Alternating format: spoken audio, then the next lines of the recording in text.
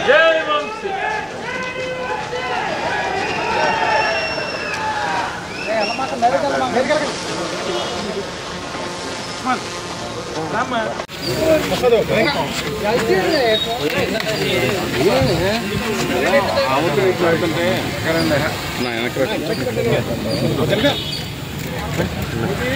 లేకపోతే న్యాయశాస్త్ర ప్రొసీజర్స్ అంటే లీగల్ ప్రొసీజర్స్లో ఏమేమి లొసుగులు ఉన్నాయో, ఎలా దాటవేయచ్చో, ఎలా అవతల వాడిని ఏడిపించవచ్చో ఇట్లాంటివన్నీ కూడా చేస్తూ మరి ఇంతకు తీసుకొచ్చారు. ఏం చేస్తారు? కొన్ని పారిపోతాడా రాజకీయాల నుంచి? మీరు చేసినటువంటి వేధింపుల వల్ల, అక్రమ కేసుల వల్ల, అక్రమ నిర్బంధాల వల్ల, లేదా ఉద్దేశపూర్వకంగా అతని ఆరోగ్యాన్ని కుళ్ళబెట్టడం ద్వారా ఏం చేస్తారు?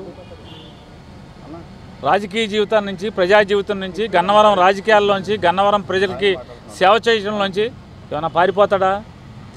పారిపోడు కదా. ఏం సాధించారు? ఏం సాధించారు?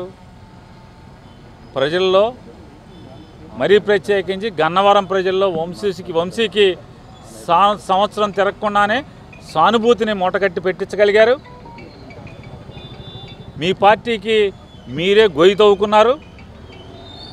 మీ రాజకీయానికి మీరే చేతబడి చేసుకున్నారు. ఏం సాధించారా అంటే సునకానందం తప్పితే ఏమి సాధించలేదనేది అల్టిమేట్గా రేపో మాపో లేకపోతే 4 ఏళ్ల తర్వాత ఖచ్చితంగా ఎవరెవరైతే దీంట్లో పాత్రదారులు ఉన్నారో అందరూ కూడా తెలుసుకుంటారు. మీరు వంశీ గారితో మాట్లాడాలి. అది ఖచ్చితంగా వంశీ గారితో మాట్లాడండి. అతనేం పారిపోయే రకం కాదు, ఎక్కడికి వెళ్ళే రకం కాదు. గన్నవరం ప్రజల మధ్య బతుకుతాడు. గన్నవరం ప్రజలకి సేవ చేస్తానే చివరిదాకా ఉంటాడు.